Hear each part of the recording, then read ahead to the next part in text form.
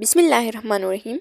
अस्सलाम वालेकुम dear students. हमने स्टार्ट किया था नर्सिंग थ्योरी का सब्जेक्ट, जिसका यूनिट फर्स्ट हमने स्टार्ट किया था। उसके ऑलरेडी 2 पार्ट्स हमने डिस्कस किए हैं, जो कि हमारे चैनल के प्लेलिस्ट नर्सिंग थ्योरी में मौजूद है, वहाँ से आप लोग देख सकते हैं। आज का जो टॉपिक है वो nursing theory, introduction to nursing theory का जो फर्स्ट यूनिट है उसका लास्ट पार्ट है, जो कि स्टार्ट लेगा पोर रेंज ऑफ थ्योरीज से। ठीक है, ये जो रेंज ऑफ थ्योरीज है ये हमारे साथ किसने पेश किए थे, कब पेश किए थे, ये सब MCQs पॉइंट ऑफ व्यू से बहुत इंपॉर्टेंट है। और इसमें जो ब्रॉड थ्योरी है वो कौन सी है, जो नैरो थ्योरी है वो कौन सी है। ठीक है, तो ये सब समझना आपके लिए बहुत ज़रूरी है, इसको समझना होगा। तो आइए स्टार्ट लेते हैं। स्टार्ट लेने से पहले आप लोगों से एक छोटा सा रिक्वेस्ट है कि अगर आप हमारे चैनल लेक्चर्स बाय अनाया के म्यू पे नए हैं तो हमारे चैनल को सब्सक्राइब करें, फिर से बेल आइकन, ताकि नेक्स्ट वीडियो का नोटिफिकेशन मिल सके। वीडियो को लाइक करें, कमेंट करें और अपने दोस्तों के साथ भी शेयर करें। अच्छा स्टूडेंट्स, लिखा गया है कि वॉल्कर एंड एवेंट ने 1995 में 4 थ्योरीज को, यानी 4 लेवल ऑफ थ्योरीज को आइडेंटिफाई किया था। तो ये MCQs पॉइंट ऑफ व्यू से ये पॉइंट बहुत इंपॉर्टेंट है, इसको रिमेंबर रखना है। अब लिखा गया है कि रेंज ऑफ थ्योरी है। ठीक है, तो ये जो प्रैक्टिस थ्योरी है ये हमारे साथ क्या है, नैरो थ्योरी है। सबसे नैरो थ्योरी प्रैक्टिस थ्योरी है। प्रैक्टिस थ्योरी से स्टार्ट लेंगे तो प्रैक्टिस थ्योरी के बाद जो है ना फिर हमारे साथ मिडिल रेंज थ्योरी आती है, जो कि उसके बाद नैरो थ्योरी है। ठीक है, यानी फर्स्ट नैरो थ्योरी जो है ना वो क्या है, वो प्रैक्टिस थ्योरी है। फिर इससे थोड़ा ब्रॉड जो है ना वो मिडिल रेंज है। फिर उससे मिडिल रेंज से थोड़ा ब्रॉड जो है ना वो ग्रैंड थ्योरी है। और सबसे ब्रॉड थ्योरी जो है ना वो मेटा थ्योरी है। ठीक है, तो फर्स्ट वन जो है ना हमारे साथ नैरो थ्योरी में प्रैक्टिस थ्योरी आती है, और जो ब्रॉड थ्योरी है वो मेटा थ्योरी आती है। ये आप लोगों ने रिमेंबर रखना है।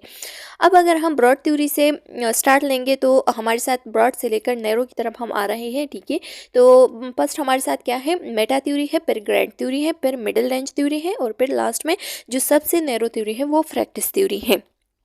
अब आइए एक एक करके डिस्कस करते हैं डिटेल के साथ कि इन सब थ्योरी में आगे क्या है और क्या पढ़ेंगे। ठीक है, अच्छा लिखा गया है कि मेटा थ्योरी सबसे जो ब्रॉड थ्योरी है, जो कि मैंने आप लोगों को बताया ना कि सबसे हाईएस्ट लेवल ऑफ थ्योरी जो है ना वो क्या है, मेटा थ्योरी है। सो लिखा गया है कि Meta theory is the highest level of theory, the fourth level of theory. ये जो फोर्थ लेवल ऑफ थ्योरी है, इसमें जो सबसे हाईएस्ट लेवल ऑफ थ्योरी है वो हमारे साथ क्या है, मेटा थ्योरी है। Is define as the prefix meta. अब हमारे साथ जो प्रीफिक्स है इसमें जो, तो वो क्या है, वो मेटा है। ठीक है, तो मेटा का क्या मतलब है, Meta meaning is change in position, यानी पोजीशन में चेंज आना है, या बियॉन्ड। ठीक है, या ऑन हायर लेवल, या एक हायर लेवल पे। ठीक है, तो ये सब जो है ना ये मीनिंग्स है, ये आप लोगों ने रिमेंबर रखना है। ट्रांसीडिंग भी मीनिंग है। ठीक है, तो ये सब जो है ना ये आप लोगों ने रिमेंबर रखना है। अब MCQs पॉइंट ऑफ व्यू से आ सकता है कि फॉर एग्जाम्पल के meta meaning change in position, beyond, higher level, या ट्रांसीडिंग। तो फिर आप लोगों ने क्या लिखना है कि ऑल ऑफ द अबाउट। ठीक है, क्योंकि ये सब जो है ना मेटा थ्योरी का या मेटा का क्या है, मीनिंग है। ठीक है, refer to the body of knowledge. ठीक है, ये जो है ना ये असल में हमारे साथ जो नॉलेज की बॉडी है ना उसकी तरफ हमें फोकस देती है कि इसमें क्या लिखा गया है। ठीक है, यानी ये असल में जो थ्योरी होती है ना, थ्योरी अबाउट थ्योरी, ये मेटा थ्योरी जो है ना ये क्या है, थ्योरी अबाउट थ्योरीज है। ठीक है, डिफरेंट थ्योरीज की जो थ्योरी होती है उसको हम क्या कहते हैं, मेटा थ्योरी कहते हैं, क्योंकि ये हमारे साथ सबसे ब्रॉड इशू पे फोकस करती है। ठीक है, सबसे ब्रॉड इशू या सबसे ब्रॉड जो प्रॉब्लम होता है उस पर फोकस कौन देती है, मेटा थ्योरी देती है। तो MCQs पॉइंट ऑफ व्यू से ये इंपॉर्टेंट है कि थ्योरी अबाउट थ्योरी, तो आप लोगों को फिर याद रखना होगा कि ये मेटा थ्योरी की बात हो रही है, या अगर बात आ जाए कि फोकस ऑन ब्रॉड इश्यूज, ठीक है, तो वो भी मेटा थ्योरी की बात हो रही है। ठीक है, अच्छा फिर सेकेंड वन जो आती है वो हमारे साथ है ग्रैंड थ्योरी। अब ग्रैंड थ्योरी क्या कहती है, ग्रैंड थ्योरी कहती है कि मैक्रो लेवल थ्योरी है। ठीक है, ये भी बड़ी लेवल पे थ्योरी है, जैसे कि हमारे साथ जो फ्लोरेंस नाइटिंगेल की जो एनवायरमेंटल थ्योरी हो गई, या जो नीड थ्योरी है। ठीक है, ये सब आगे हम पढ़ेंगे, थर्ड यूनिट में ये सब मौजूद है। ठीक है, तो ये थ्योरी जो है ना ये ग्रैंड थ्योरी है। फ्लोरेंस नाइटिंगेल कहती है ना कि एक इंसान को फेवर एयर भी चाहिए, इसके साथ साथ फेवर वाटर भी चाहिए, सन रेज भी चाहिए, एनवायरनमेंट, क्लीन सराउंडिंग भी चाहिए। तो ये सब चीज़ें एक टाइम पे एक इंसान को प्रोवाइड करना थोड़ा मुश्किल है। तो इसका मतलब ये है कि ये एक एक एब्स्ट्रैक्ट कंसेप्ट है, ठीक है। एब्स्ट्रैक्ट कंसेप्ट का मतलब ये हो गया कि ये ऐसा कंसेप्ट है जो कि जल्दी समझ नहीं आती, ठीक है, यानी इसका समझना थोड़ा मुश्किल होता है। तो ये हमारे साथ एब्स्ट्रैक्ट कंसेप्ट है, एक बात ये हो गई। दूसरा है कि ये मैक्रो लेवल थ्योरी है। तीसरा है कि ये हमारे साथ सिर्फ और सिर्फ डिस्क्रिप्शन को फैसिलिटेट करती हैं, लेकिन इस पर कोई रिसर्च जो रिसर्च वेरिफिकेशन है वो इसके लिए पॉसिबल नहीं है, ठीक है। मतलब not capable, but is not capable for research verification या ऑफ रिसर्च वेरिफिकेशन। इसका जो रिसर्च वेरिफिकेशन है इसकी एबिलिटी इतनी नहीं होती, ठीक है, मतलब ये एबल नहीं होती रिसर्च वेरिफिकेशन के लिए। Attempt to explain broad area, और ये भी ब्रॉड एरियाज़ को ही ज़्यादातर एक्सप्लेन करती हैं, जैसे कि फॉर एग्जांपल फ्लोरेंस नाइटिंगेल की थ्योरी हो गई जो कि हमारे साथ इन्वायरमेंटल थ्योरी है, ये आगे हम डिस्कस करेंगे। दूसरी थ्योरी है वर्जीनिया हिडनसन की जो थ्योरी है उसको हम क्या कहते हैं, नीड थ्योरी। ये भी हमारे साथ आ रही है थर्ड यूनिट में, इसको भी डिस्कस करेंगे। अच्छा, ये जो नेक्स्ट थ्योरी है ये हमारे साथ है पे अब्दुल्ला की 21 नर्सिंग प्रॉब्लम्स थे, ठीक है। और ये कहते थे कि ये सारे 21 प्रॉब्लम अगर सॉल्व हो जाए और एट ए टाइम ये 21 सारे जितनी भी नीड्स है ये एक इंसान को प्रोवाइड कर सके तो उसका हेल्थ जो है ना वो वेल्दी हो सकता है। तो उसको प्रोवाइड करना बहुत मुश्किल था, ठीक है।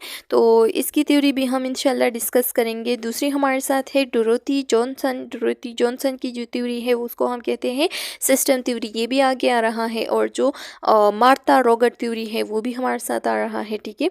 तो ये सब थ्योरी जो है ना ये कौन सी थ्योरी है, ये ग्रैंड थ्योरी है। ये बस आप लोगों ने रिमेंबर रखना है फिलहाल एमसीक्यूज पॉइंट ऑफ व्यू से कि कौन कौन सी थ्योरीज जो है ना वो ग्रैंड थ्योरी में आते हैं। अच्छा, फिर नेक्स्ट लिखा गया है कि मिडल रेंज थ्योरी। अब मिडल रेंज थ्योरी क्या कहती है? मिडल रेंज थ्योरी कहती है कि ये हमारे साथ इतना एब्स्ट्रैक्ट नहीं है जितना एब्स्ट्रैक्ट ग्रैंड थ्योरी या मेटा थ्योरी थी, ठीक है। तो अब जो है ना ये लेस एब्स्ट्रैक्ट है, लेस कंसेप्चुअल है, ठीक है। Closely align to observable reality, ये थोड़ा रियलिटी से मैच करती है, ठीक है, रियलिटी इन टच में है। दस कैपेबल ऑफ रिसर्च वेरिफिकेशन, सो इस वजह से इसकी जो रिसर्च वेरिफिकेशन है वो पॉसिबल है, ठीक है, वो हो सकती है, वो एबल है। Consist of limited number of concept, दूसरा ये कि इसकी जो कंसेप्ट मतलब जो नंबर ऑफ कंसेप्ट है वो भी थोड़ी कम है, ठीक है, इतनी ज़्यादा नहीं है। और मिडल जो थ्योरीज है वो हमारे साथ आगे आ रहा है। लेडा हॉल्स की थ्योरी है, ठीक है, ये हम पढ़ेंगे। कितरीन की थ्योरी है उसको भी हम पढ़ेंगे, आगे आ रहा है, ठीक है। और एक और थ्योरी है जो कि हमने जो हमारे साथ कल्चर हेल्थ था उसमें पढ़ा था, मिडलिन लिनिंगर, ठीक है, लिनिंगर की जो थ्योरी थी उसमें हमने पढ़ा था theory of trans culture nursing, ठीक है। तो उस थ्योरी की बात हो रही है कि ये भी हमारे साथ मिडल रेंज थ्योरी में आती है। तो ये ऐसी थ्योरीज है जो कि इसकी जो कंसेप्ट है वो भी लिमिटेड है, ठीक है, और इसको इसकी रिसर्च वेरिफिकेशन जो है ना वो भी हो सकती है, ठीक है, क्योंकि ये थोड़ा लिमिटेड और कम इसमें ऐसी चीज़ें हैं जो कि थोड़े कम है, ठीक है, तो इंसान को प्रोवाइड करना वो पॉसिबल है। मिडल रेंज थ्योरीज और सब्सटेंटिवली स्पेसिफिक, ठीक है, ये जो है ना ये हमारे साथ क्या है, स्पेसिफिक थ्योरीज है। एग्जांपल सोशल सपोर्ट हो गया, ठीक है, इसके साथ साथ क्वालिटी ऑफ लाइफ इंप्रूव करना एंड हेल्थ प्रमोशन करना। तो ये चीज़ें ऐसे है कि इंसान को हम प्रोवाइड कर सकते हैं, ठीक है। उसकी जो हमारी नर्सिंग का गोल ही यही होता है कि इंसान की हेल्थ प्रमोशन करना, उसकी क्वालिटी ऑफ लाइफ जो है ना उसको इम्प्रूव करना, सोशल सपोर्ट देना, क्योंकि नर्सिंग में हमें पढ़ा रहा है कि हर एक एस्पेक्ट पे आपने काम करना है, ठीक है। तो इसकी जो कंसेप्ट है वो इतने ज़्यादा नहीं है, तो ये एक इंसान को प्रोवाइड करना ये थोड़ा आसान है, इस वजह से लिखा गया है कि मिडिल रेंज थ्योरी जो है ना ये थोड़े इजी है, ठीक है, लेस एब्स्ट्रैक्ट है। और दूसरा ये कि इस पर वर्क भी हो सकता है, इस पर आगे रिसर्च के लिए भी ये कैपेबल है, ठीक है, रिसर्च वेरिफिकेशन के लिए। अच्छा, ये एग्जाम्पल दिए गए हैं कि ये 3 थ्योरीज जो है ना ये हमारे साथ मौजूद है मिडिल रेंज थ्योरी में। जो लास्ट वन थ्योरी है वो हमारे साथ कौन सी है, प्रैक्टिस थ्योरी है, ठीक है। इसमें कोई भी एब्स्ट्रैक्शन वगैरह नहीं है, ये बिल्कुल भी एब्स्ट्रैक्ट नहीं है, ठीक है। आल्सो कॉल्ड माइक्रो थ्योरी, ये हमारे साथ सबसे छोटी थ्योरीज होती है, ठीक है, जो छोटे छोटे थ्योरीज होते हैं माइक्रो थ्योरीज होती हैं। पर्सपेक्टिव थ्योरी भी ऐसे हम कह सकते हैं, या एक सिचुएशन के मुताबिक जो है ना स्पेसिफिक कोई थ्योरी कोई पेश करता है, तो ये भी हमारे साथ प्रैक्टिस थ्योरी में आता है, ठीक है। क्योंकि ये जो है ना ये बिल्कुल भी कॉम्प्लेक्स नहीं होते, लीस्ट कॉम्प्लेक्स होते हैं। Produce specific direction for nursing practice, ये हमारे साथ नर्सिंग प्रैक्टिस के लिए एक स्पेसिफिक डायरेक्शन जो है ना वो प्रोवाइड करती है। जैसे कि फॉर एग्जांपल एक छोटी सी मसला है कि फॉर एग्जांपल मदर और जो इन्फेंट है, ठीक है, उसका जो बच्चा है उसकी किस तरह से बॉन्डिंग बन सकती है, ठीक है, या मदर और जो न्यू बॉर्न बेबी है उसका किस तरीके से बॉन्डिंग बन सकती है। तो उसे हम कहते हैं ना कि मतलब अपनी दूध दिया करो, ठीक है, उसको गोद में लिया करो, उसको अपने गोद में सुलाया करो, ये सब चीज़ें। तो इससे क्या हो सकती है, इससे थोड़ा मदर और जो बच्चा है उसकी जो बॉन्डिंग है वो थोड़ा ज़्यादा हो सकती है, ठीक है। इस तरीके से दूसरी प्रॉब्लम के बारे में बताया गया है कि ऑन्कोलॉजी पेन मैनेजमेंट, अगर किसी को कैंसर है, ठीक है, तो उसकी लास्ट स्टेज में ज़्यादातर हम पेन मैनेजमेंट करते हैं, तो उसकी पेन मैनेजमेंट किस तरीके से करेंगे, तो ये हमारे साथ क्या है, ये सब प्रैक्टिस थ्योरी में आती है। तो ये आप लोगों ने रिमेंबर रखना है। अच्छा, फिर लिखा गया है कि so how do nurses use theory in everyday practice, किस तरीके से नर्सेज जो है ना वो अपने एवरीडे प्रैक्टिस में इस थ्योरी को यूज़ करते हैं। तो यूज़ करते हैं ना, ऑफ कोर्स यूज़ करते हैं। पहले वो क्या करते हैं, पेशेंट की डेटा को ऑर्गेनाइज करते हैं, फिर उसके बाद पेशेंट की डेटा को अंडरस्टैंड करते हैं, ठीक है। जब उसको डेटा को समझे तो उसके बाद जो है ना उसके लिए एनालाइजेशन करते हैं, फिर डिसीजन लेते हैं। डिसीजन के बाद जो है ना प्लान बना देते हैं कि किस तरीके से एक पेशेंट को हम केयर प्रोवाइड करेंगे, ठीक है। एक प्लान बना के फिर क्या कर देती है, उससे एक आउटकम प्रेडिक्ट कर देती हैं, ठीक है। ये सोचते हैं कि इसका आउटकम ये आ सकता है, ठीक है, और जब उस पर उन सारा जितना भी इंटरवेंशन है वो प्रोवाइड कर देता है, उस पर इंटरवेंट कर देते हैं, तो उसके बाद जो है ना पेशेंट का आउटकम इवालुएट होता है, ठीक है। उसकी इवालुएशन चेक करती है, उससे फीडबैक लेता है कि आया उसका जो गोल है वो पूरा हो सका कि नहीं। अगर गोल अचीव नहीं हुआ है तो वो अपना प्लान चेंज करता है, अगर गोल अचीव हुआ है तो उस पर फिर फर्दर काम शुरू कर देता है, ठीक है।